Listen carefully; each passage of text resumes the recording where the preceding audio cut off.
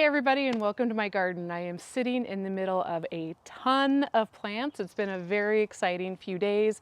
I got a shipment in from some orders I made back in December, and then my dad and I went out to a few nurseries and brought home a haul. So I just wanted to spend this time and show you what I got.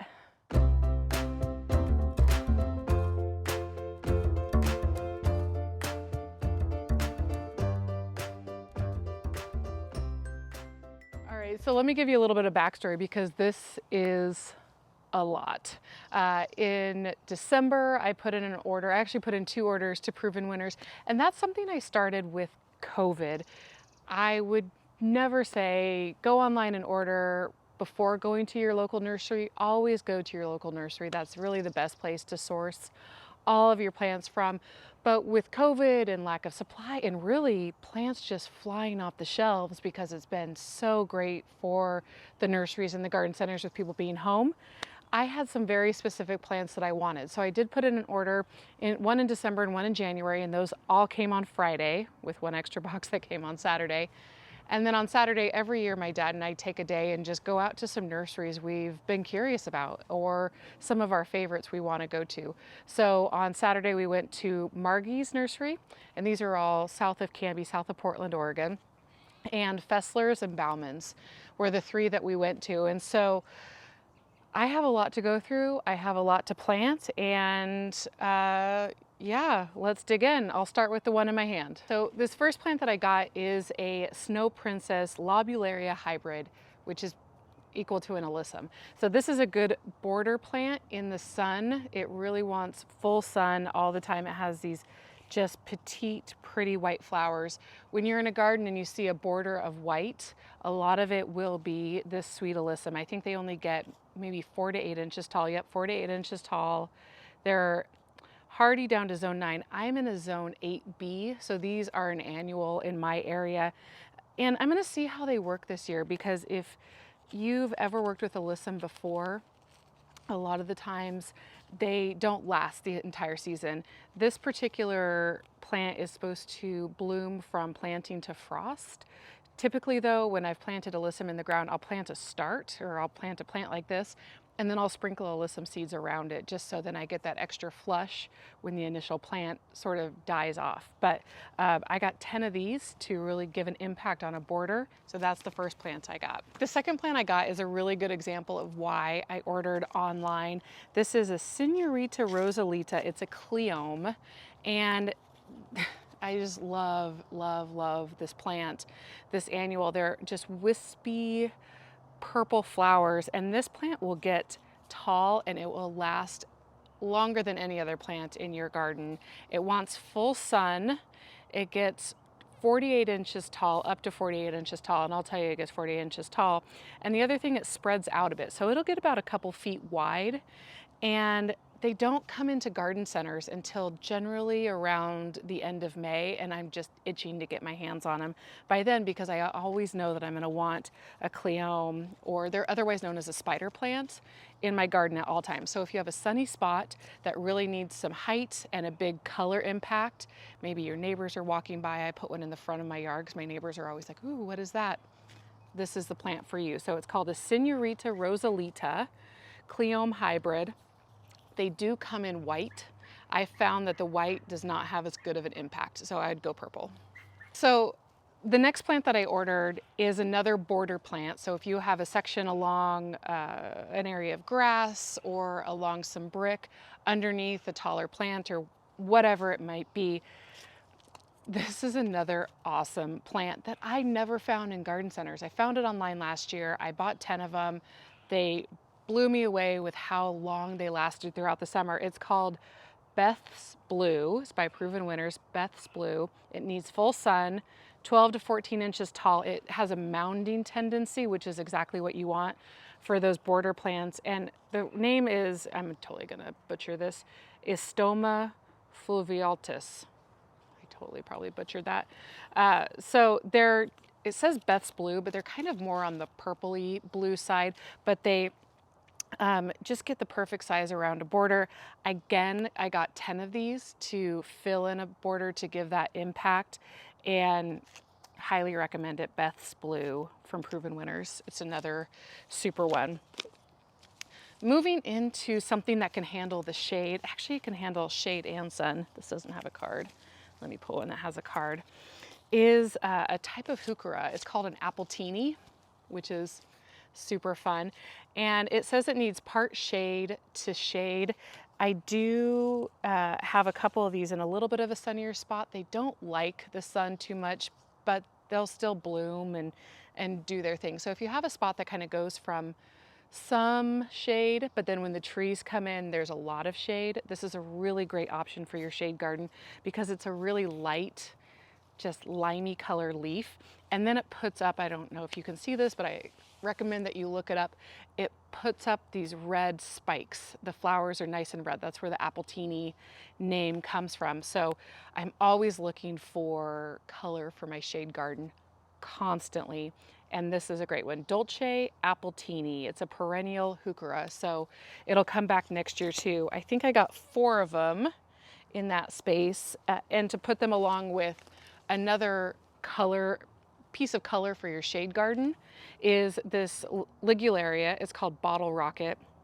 It gets 28 to 34 inches, so it'll get tall, but it has these gigantic leaves and they just get even bigger, and then they have shoots of yellow that pop up. So again, always searching for shade color, and this is another way to go. So it's called Bottle Rocket, Ligularia, and another perennial that is just awesome for the shade.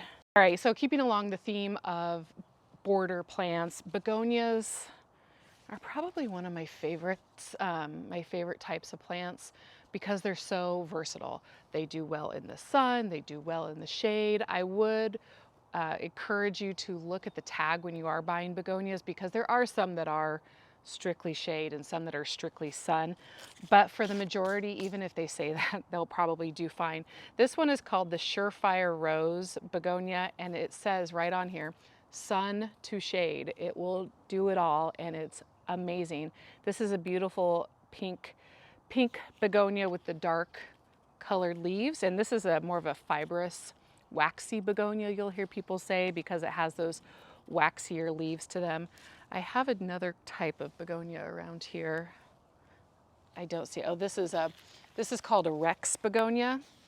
This is not a fibrous or a waxy begonia. This is, I always think it looks like Jurassic Park. That we're inside Jurassic Park looking at this type of Rex begonia. And these actually can become houseplants. A lot of people have them as houseplants. They keep them out in the summer and then they bring them in the winter. But for what I'm looking for here along a border is this Surefire Rose Begonia, which is a pink, and this one gets up to 24 inches.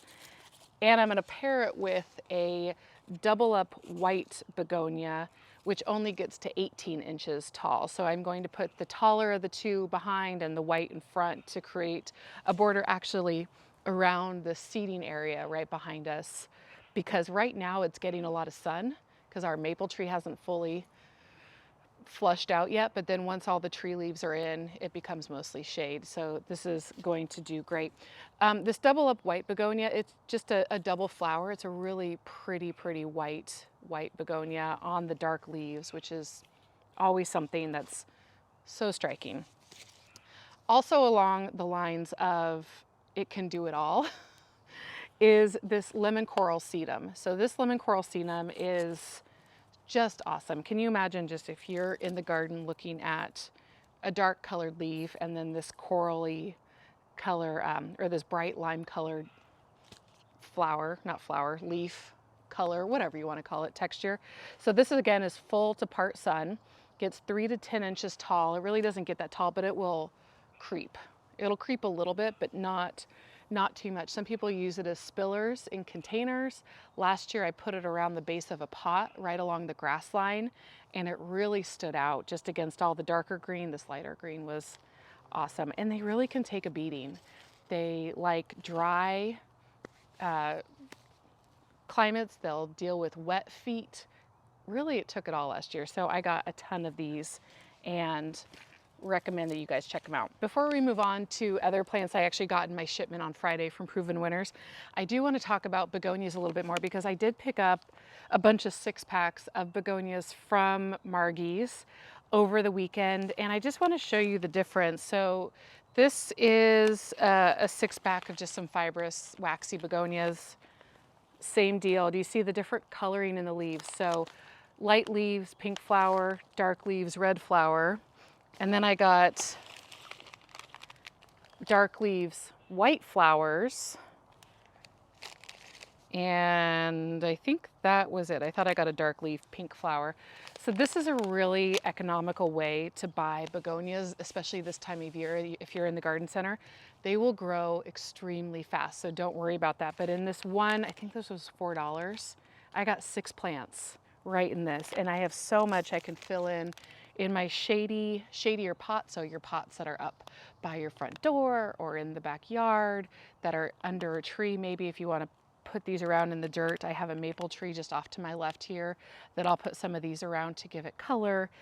Just a lot of options you can do with finding these waxy begonias in garden centers this type of year. So I wanted to touch on that before I moved on just to the last few plants I got in my shipment on Friday. And one is this gem box dwarf Inkberry holly. And this is the same holly plant that I had planted around the seeding area that I moved over by my climbing hydrangea in a recent video. I got two more of them to finish a hedge that I wanted to create. So this Inkberry holly is an alternative to a boxwood. I don't like boxwoods because they smell like cat pee, which they do. Look it up. Go smell one. It's not that great. So if you're walking through a garden and you're wanting to smell all the beautiful things and you smell that, it's not that great. These can take sun or part shade. I really pushed the envelope on the part shade here. They do get quite a bit of morning sun where they are now and where they were last year, and they did okay. They did have a section that was really in full shade and those didn't do well. So that's why I moved them around. They get 2 to 3 feet tall and wide. They need to be about 2 or 3 feet spaced. And really, they're just rock stars. They're gorgeous. You can put them in pots. This one kind of looks like a little topiary already, and you could do all sorts of fun things with them and create a hedge, create a piece of art, whatever you may want to do. So this is an Inkberry, I think it's called a gem box, Dwarf Inkberry holly. Petite evergreen shrub. So that's a fun one. The last two right here that I want to talk about before I talk about what I got at the nursery, I got a clematis, and I got this because it's called Happy Jack. And my son's name is Jack, and I had to get it. And I have a clematis trellis that needed some help and needed a little bit of extra color. So this is one that's more of a purpley color. I believe it's a Zone 1 clematis. I'm going to have to check that out if I said that right. Oh, pruning, spring to 2 feet. So yeah, it's a 1. So if it's a clematis pruning group 1, you prune it after the spring and it won't come back. If it's a group 2, it blooms twice in the summer, and then you prune it back and it'll come back. And then if it's a 3, it only blooms on old wood, so you don't prune it all the way back. And you know, if you're not quite sure, I always just say, just leave it and see what happens the next year. All right, and then finally, the only edible I got, a Measle Basil. This basil plant rocks. You really only need one. It does not lose its flavor when it bolts. So if you're like me and you forget to do those types of things all the time, which I do, this is the basil plant for you. And when properly cared for with enough sun and enough water, it gets massive. So the proven winners, a Measle Basil harvest. And I think they have a new variety out this year that's a little bit of a difference in flavor. I'm not quite sure what that is, but check it out. If you find these, you will not be sorry. Up next, I want to talk about what I found at the nurseries that my dad and I went and visited on Saturday. It was his birthday on Sunday, and so on Saturday we went and we took a drive down south of Portland and had just a blast. I love finding nurseries where they are just true plant people. Most nurseries you find are. It's just a passion and part of their part of their soul, and I love talking to them about it. And what we went for really is geraniums. And I know my husband will laugh because yes, this is really all I went for. So I love geraniums because they are just so versatile, and the varieties of geraniums that you can find out in the nurseries anymore is just outstanding. The variegation on the leaves, the color of the blooms, the size. I even found, where is it? Where is it? That's not it. One second. I even found an ivy geranium. So this geranium is one that will trail off, and I'm going to put this on our hay racks off of our upper deck and have this beautiful white little flower and great leaves just trailing off the side of the hay rack, and I think that's just going to be amazing. Most geraniums need full sun, but they really don't like scorching sun, is what I found in my experience. This one says blooms all summer, grows 16 to 20 inches tall by 14 to 16 wide. Like I said, great in beds, borders, combination gardens. A lot of people have them in hanging baskets. I saw a ton of geranium hanging baskets out there with primary geranium and ivy geranium that are so striking, and then they just last all summer. Water regularly, but let dry out slightly between waterings. They do not like to have wet feet, so just be careful of where you put them, that they have enough drainage coming off them. But man, you can get any color of the rainbow of geraniums anymore. I tend to get these hot pink and whites. My dad goes for more of the reds. It really is true preference. This is a gorgeous salvia, and what was so striking to me about it, and I saw it from across the nursery, across the greenhouse, it just looks antique when it's in bud form, and then when it blooms to these gorgeous pink flowers. I just think the difference between the muted antique and then the bright pink is just amazing. And so then when these flowers die off, you still have this gorgeous coloring as you wait for the next flush to come in. If you have not ever grown or planted this type of salvia where it's these long stalks with shoots before, I highly, highly encourage you to do so. The hummingbirds won't stay away, and these plants, they bloom far into the fall, really till first frost for some of them. And I am so looking forward to planting these. I've planted them in my landscape. They've done great. Planted them in pots.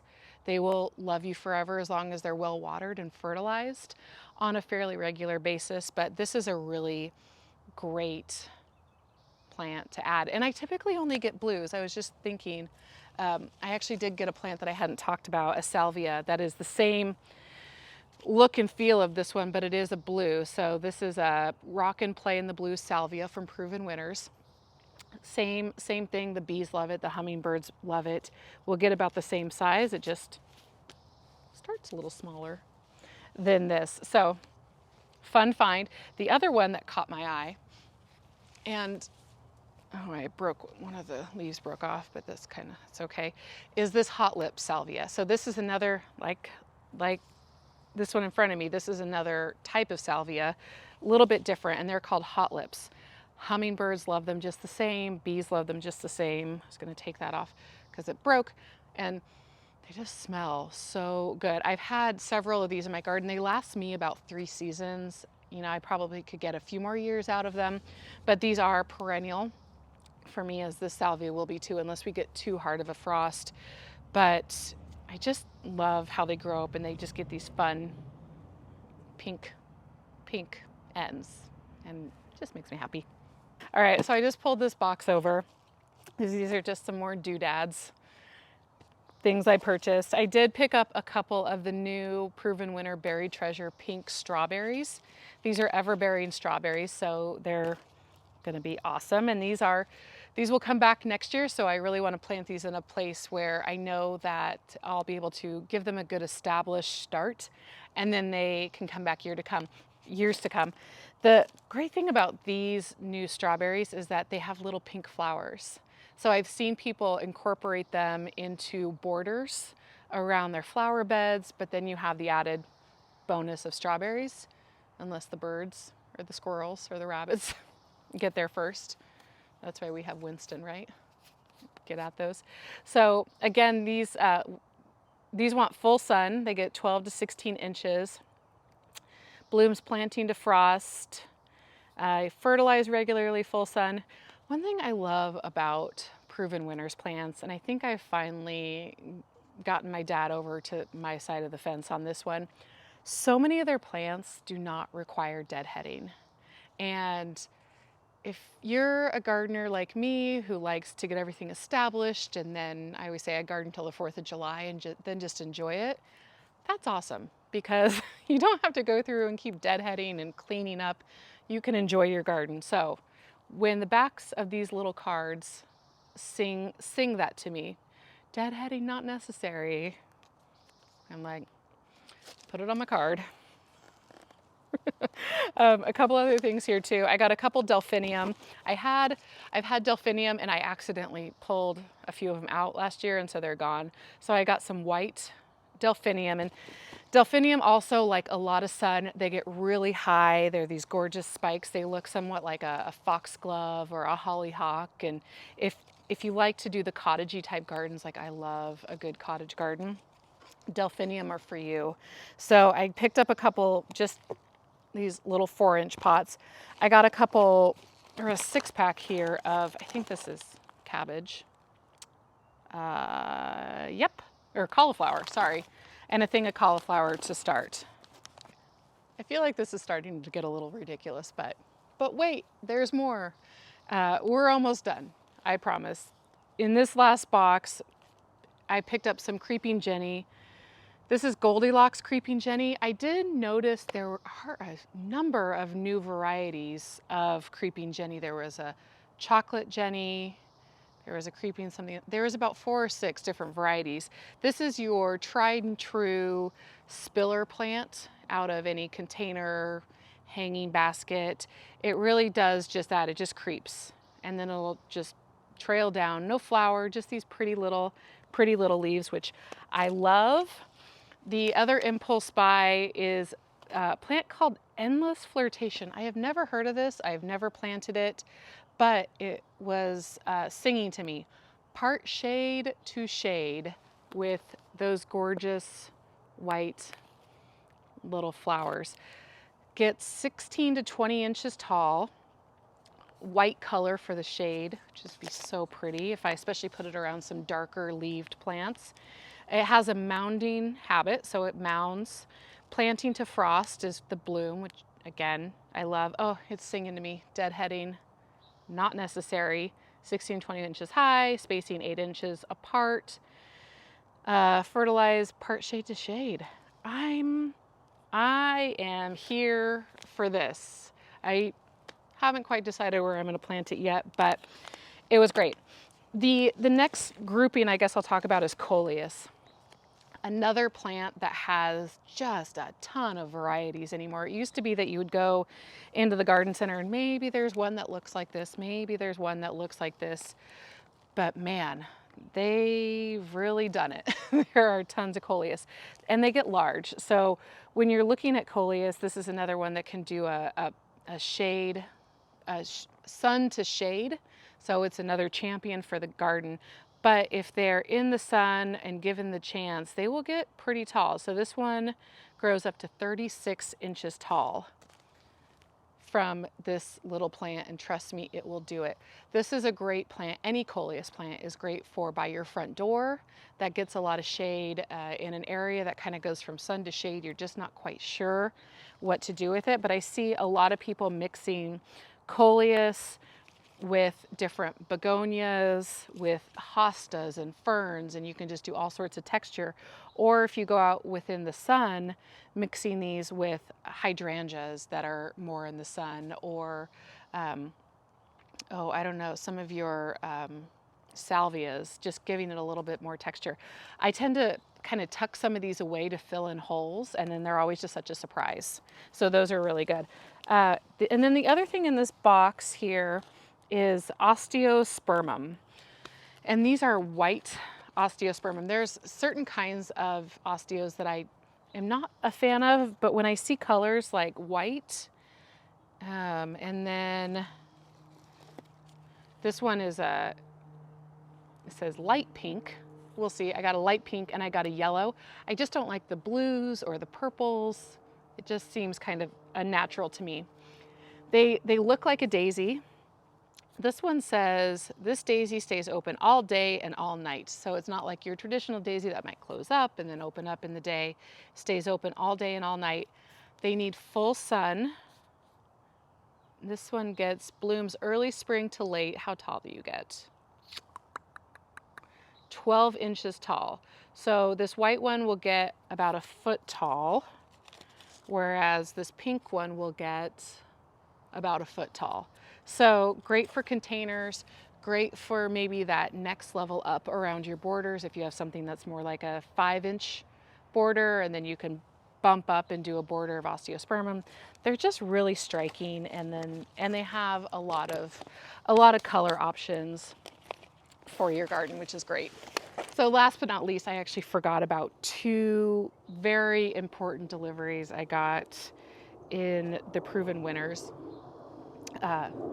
neighbor's dog, in the Proven Winners box. And the one is a false cypress. I was going to try and pull it out, but now it doesn't want to come out. There we go. So I got this specific false cypress because it doesn't get extremely tall, but it provides winter interest. And where I'm planning to put this is in the front of my house, up near a cable box that I just want to hide all year long. So this one is, so it will get eventually, it says, if given the opportunity, it could get up to 15 feet tall. I won't let it get up to 15 feet tall. Ryan's freaking out. Needs 10 feet wide.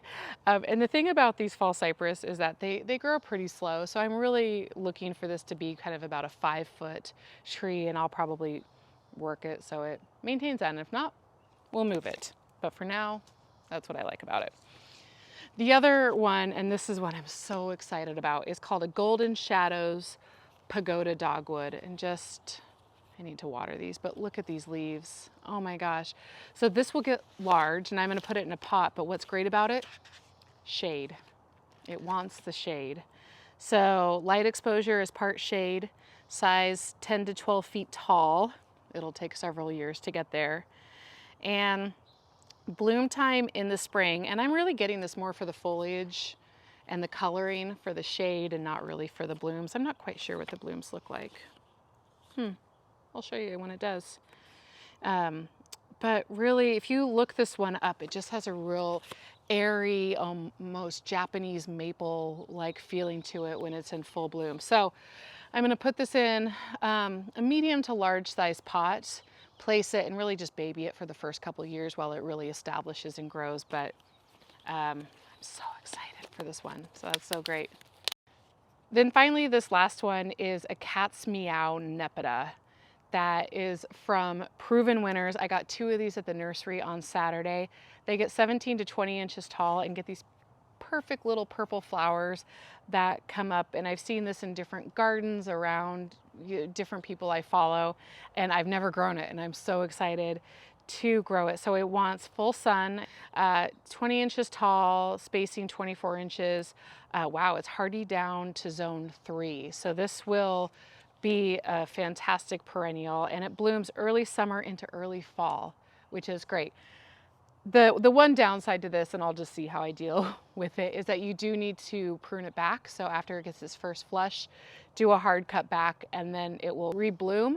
That's kind of what you get with most perennials. And so planning out your garden and your blooms, you really want a good mix of perennials and annuals, so that when your perennials flush up, they're the star of the show. And then generally you have to give them a hard cut back, and during that time, that's where your annuals really sing. So you want your annuals to be at their best and brightest at that time, and they're at their best and brightest all summer. That's the great thing about them.